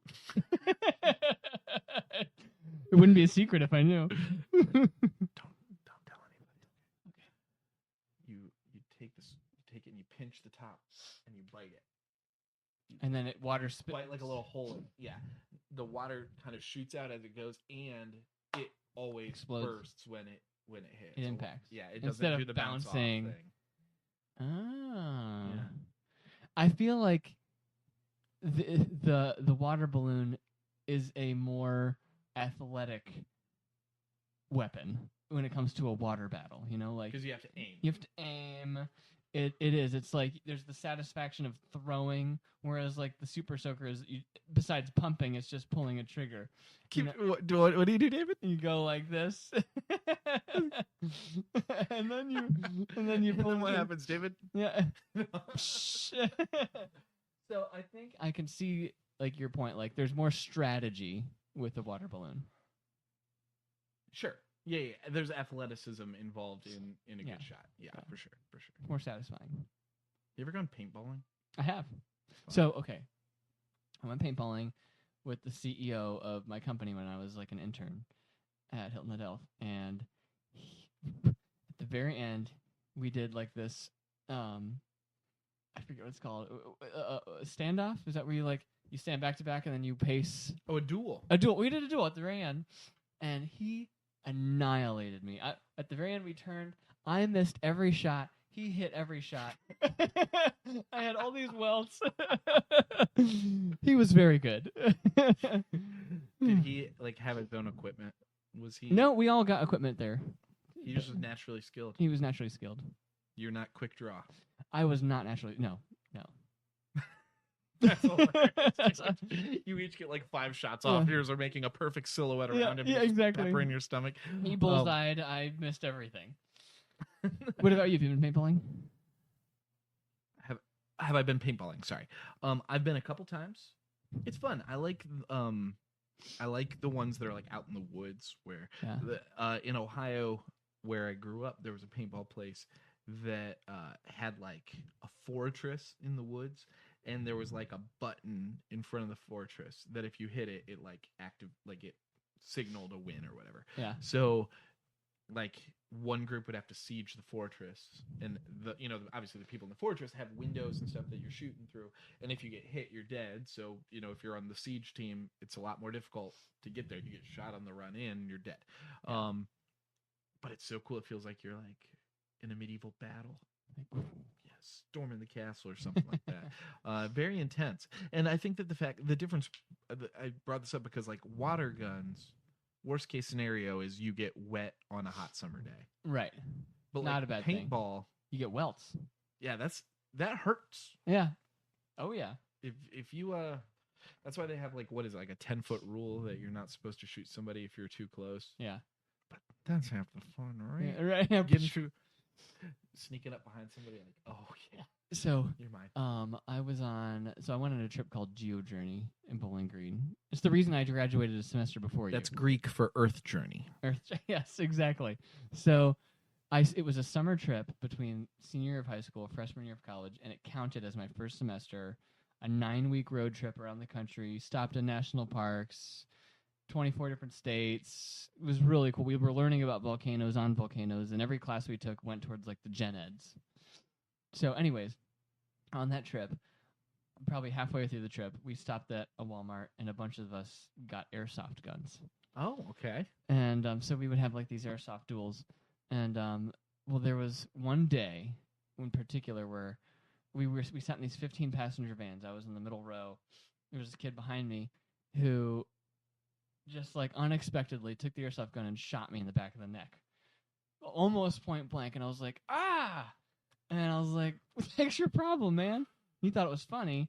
And I was like, oh, okay, joke's over, good one. And so 30 minutes goes by, he does it again. And I'm like, yeah, murder. So angry. And I was like, okay, literally, joke's over. Well, he did do it one more time, and it was when we stopped at a park. As I was getting out of the van, he shot me again, and I was a very shy kid and didn't talk much, very nice, but that just I cussed. I was just like, I cussed him out after that. You cussed David. Yeah. I cussed. Well, it was strange for me at the time to just like curse someone out hardcore, and I just like went, and because it was so out of character for me, I feel like in a situation like that, it's one of either you're gonna scare the heck out of people, or you're gonna make them laugh like crazy. And everyone thought it was the funniest thing in the world. No. I was so non-threatening in this. Now, okay. Were these like the third-party people who happened to be around thought it was funny? Did the person who you were yelling at, did he also think it was funny, or did you at least put the fear of death into him? The fear of death was not put into anybody, and everyone thought it was funny. However, the fear of death wasn't needed. He saw how serious I was, and he did not want to bother. He didn't want to be me. He thought it was a joke and clearly saw it wasn't a joke anymore. Yeah. Which you would think the first two times when you said, hey, that's not funny. You'd think, yeah. But I think that there was some cueing that weren't quite there. Yeah. But the message was but the fear of death was definitely not put in. I don't think I've ever played with airsoft guns. So those are a little bit. They're basically like a BB, but they're a little a little less. They're soft, painful than a BB. Yeah. They're like small little beads. And very. The only reason they're painful is because of how fast they go. Gotcha. Yeah. So really, like, if I shot you in the leg from here, it would probably hurt a little bit. But would it break the skin or anything? Maybe on the shin it would, but like if you were to hit like the like muscle, fattier muscle. Yeah. Part. Yeah. Gotcha. Yeah. But maybe not even. Yeah. That's. I think I missed. I missed that craze, chapter. The airsoft. Do you have a favorite mall food that it's like maybe you don't get it every time, but you want to get it every time?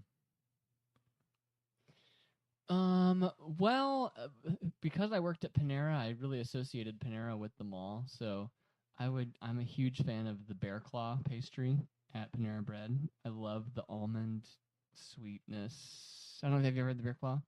I've had a bear claw, but I don't know if I've ever had it from Panera. It's very good. It's because it's got like this icing on top, and it's got the almond, the sweet almond baked good kind of flavor. I really like that flavor. So I would get that, and I would also get the double chocolate cookie. So every mall food item that you like is at Panera Bread? Well, it's because I don't know about every mall food item, but like of course, there's like the pretzel, there's Auntie Anne's and stuff. But because I spent like 2 years working there in high school, Sure, you're partial. and those like prime mall years, That's fair. That's fair. So and if you work at Panera and you're in the closing shift, they're gonna throw the pastries away, or anyone working there can take them home. So I would take a whole bunch of Panera Bread pastries home with me all the time from the mall. So That's fair. that's what I think of. And so to you probably have a stronger association between a Panera Bread and the mall. Right, correct. I would have zero. Right, you don't think of connection. Panera Bread when you think of the mall. 0%. Yeah. I think of because I think the Panera Bread in my hometown was like a standalone, or was in like a little strip. Wasn't mall even or you didn't something. even have one in the mall. Wasn't near the mall. I don't know if I've ever been, frankly, to a mall that is attached to Panera Bread. Yeah. I might have. I think the Auntie Anne's pretzel though Yeah. is, I mean, you just smell it. Yeah. Coming friggin' down, you're all the way down the hallway at Journeys, and you smell that Auntie Anne Gotta get that butter pretzel. coming from down the end of the corridor. A good Cinnabon. Oh, Cinnabon. That was across the hall from Panera Bread where I worked. But I think that Cinnabon is so obviously what it is.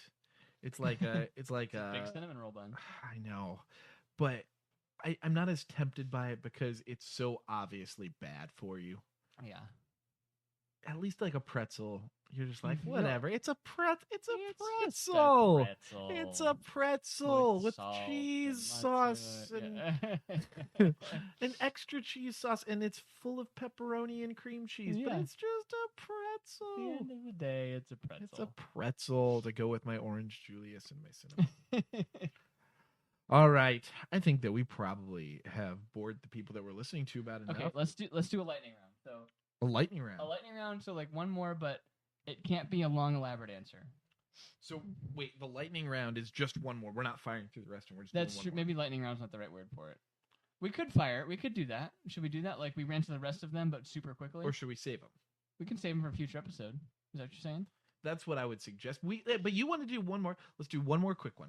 I'm totally on board with your idea. I'm not going to shoot that down. There's only 4 left. Okay. Okay, so we'll do one. Can I ask a question? What? There's one in there that you really want to do, isn't there? No, not necessarily. I had a thought recently that is a fun little thought question. I don't know. Maybe we save it for another Well, we episode, can- or let's do we that. can do that now. Let's do that now. Okay. If you could have one food in the world have no physical consequence to you whatsoever. Like no health detriment. So, yeah. So it doesn't affect your teeth. It doesn't affect your cholesterol. It has 0 calories. Okay. It If you might as had well to be live drinking off of water. one food. No. I'm saying that this food has the same nutritional impact on you as water. It could be, an example of an answer for this could be a Whopper from Burger King or a double So cheeseburger if I with had to pick bacon. one junk food item to not be junk food. Yeah. Is that another way of asking this question? Yeah, I guess if I'm saying that it would have a neutral health impact, you probably wouldn't want to pick something that's healthy Yeah. anyway. Yeah. But yeah, basically you could eat as much of it as you want. You would never get fat. You would get full just like anything else, but it wouldn't be a physical detriment to you. Oreos. That's my. I think Brian Regan has a joke about like Big Newtons eating them by the. We got a 3 Newton eater. Yeah, 3. What is he nuts? Doesn't he read? I eat Big Newtons by the sleeve. That's how